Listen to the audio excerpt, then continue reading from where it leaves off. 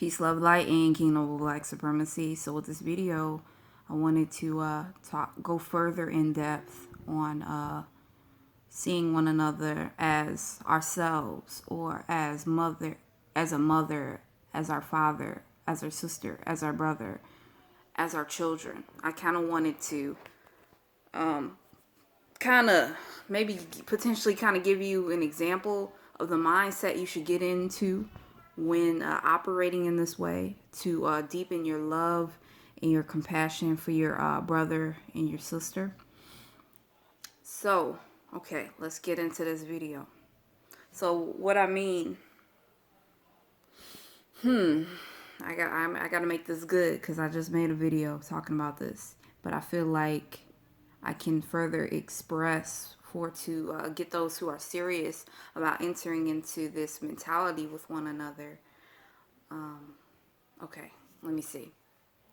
For example, I got something. I got something for you guys. Remember when I did my video on polygamy, and I used the example of a woman and two men being involved with one woman, and how in order to keep the focus of the man away from jealousy, he would then have to tap into the energy and frequency of his woman and be filled with the pleasure that she receives. So he's operating off of whatever makes her happy.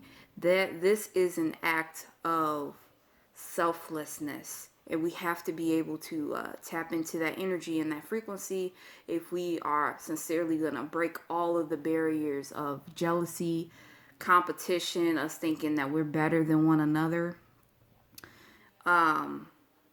So that's pretty much what I wanted to say. I feel like I had something else to say. Like, another way you can accomplish this is looking at everyone who is black, like I was saying, looking at everyone who's black, whether it's a child or an adult, looking at them as if it is you. Like, sometimes we are very petty with one another. We'll look at them and we'll say they should know better, know better than that.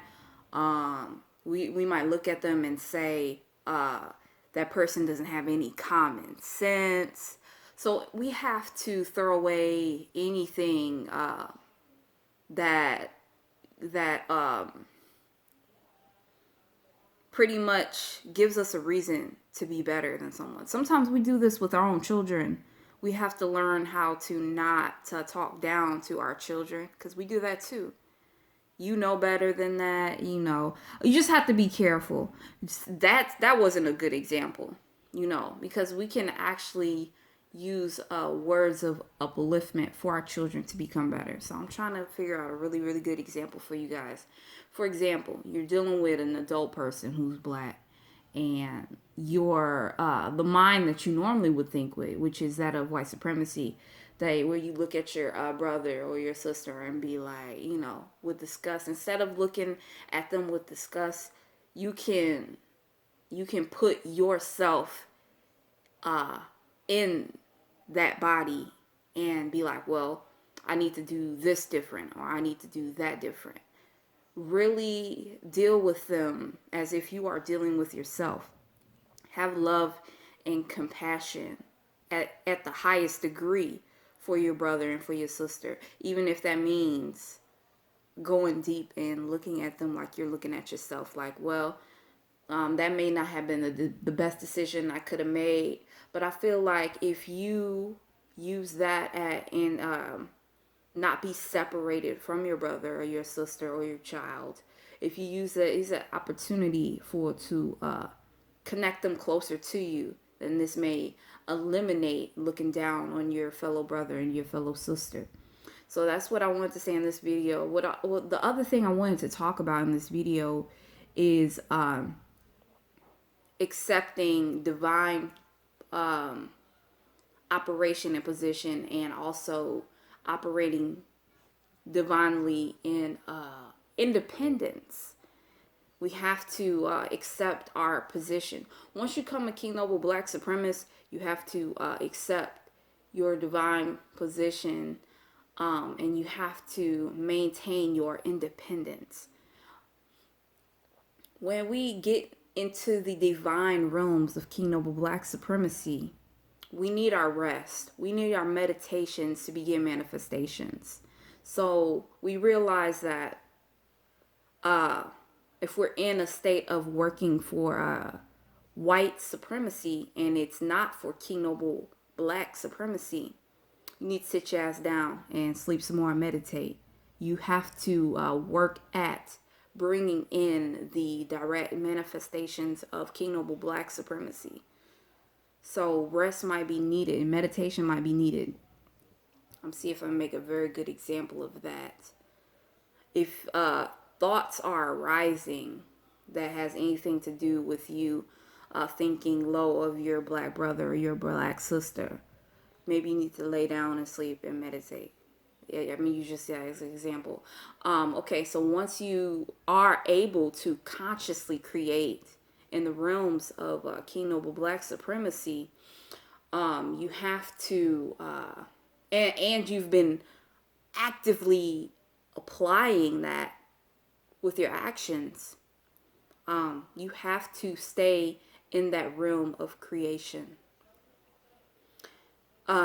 Sometimes as King Noble Black Supremacists, we find ourselves in a competitive position where we either potentially may try to outdo one another, or we may fall back 100% as being self-defeated. We just have to make sure that when we are resting, when we are in our meditations, and we are preparing ourselves to better manifest, we have to make sure we are always operating out of love and out of compassion. King Noble Black Supremacy teaches us that when we enter into the rooms where we are prepared and ready to selfless devote, we must do this without aggression, without being told directly as an individual, well, you need to just bow, or you need to just devote. We have to accept sincerely in our hearts to devote to the path of King Noble Black Supremacy. And I'm gonna break down why. Our oppressor forced us into their reality of white supremacy. Our oppressor did that. So some of us are still stuck in that mentality that in order for us to achieve something great or do something great, we have to be dominated into it. So we have to break those barriers of feeling like we need to be tricked into something, feeling like as if we need to be dominated into something. No, we have to gracefully, joyfully submit and bow down. And it shouldn't be any trickery in order for us to get to that result. It should be pure and sincere submitting to black kingship, black rulership. So when you enter into the realms of King Noble Black Supremacy, make sure you are fully taking in your divine position, leadership role, and you are holding the line. You are maintaining that. You are not leaving any room to stop what you're doing. You are always consistently and constantly banging hard for King Noble Black Supremacy. And like I said, and during your downtime, it is only to powerfully and strongly manifest when you're ready to bang hard again. Because sometimes we do need our downtime. Our downtime is where we're able to bring forth what we need to. It's almost like resting for a day where we may decide not to rest for maybe 3, 4, or 5 days. I'm just using an example here. I just want you to get a good grip on where I'm going with this video. As a King Noble Black supremacist, we hold the line. We work hard. We don't get a break. And like I said, anything that is perceived as a break, we are preparing ourselves to bring something big, something great, consistently. We do not have time for it to technically break. Like I said, again, the only time that we break is to assure that we're going to bring something in very powerful for King Noble Black supremacy. So that pretty much sums it up for this video. I thank you so much for tuning in. Make sure you like, make sure you comment, make sure you subscribe, and make sure you share. Peace, love, light, and King Noble Black supremacy.